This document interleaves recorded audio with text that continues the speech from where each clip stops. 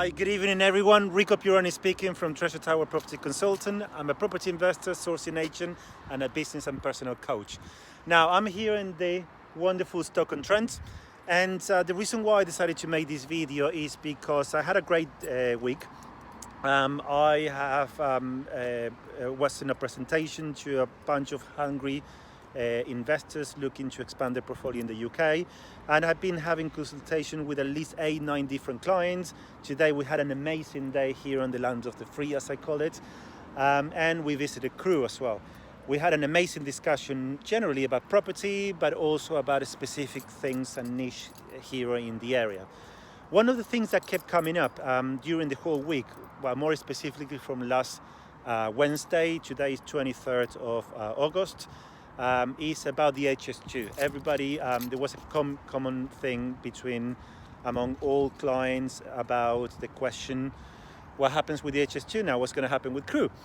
And now I'm not sure if you did know, but on the news it came up, the story about HS2 now being put back on review.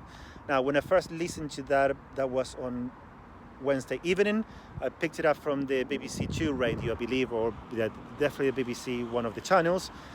One of the first things I thought is, like, I'm not surprised that that's essentially been on reviews since it started. And my motto has always been the same: I better stock up the more delays, somehow the better, so I can stock up before everything, starts actualizing.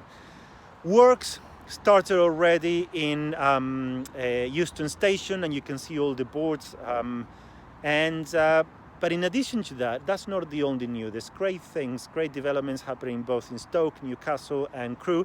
I've got most of my money there, and the truth is that I started investing in Crewe way before the HS2 was announced.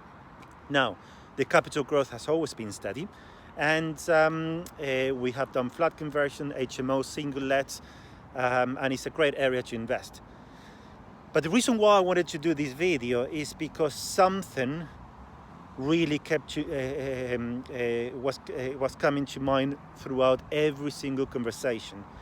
And the message I wanted to get across is this: if you buy a house, whether that may be in Crewe or anywhere else in the UK, I'd say £100,000, assuming that is a market value, and with the speculation that you're going to make 20% uplift because of developments, for instance, happening, then in my book, that's not really the cleverest way to invest, in a sense that that's the difference between speculating in something to happen, like whether that may be a decision from the government or whatever it is that you're speculating that you depend on in order for you to make a profit, to investing.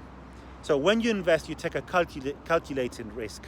So when you calculate a risk, you also need to bear in mind that if things do not work out exactly as you wanted, you still come out with a profit, or certainly without losing money.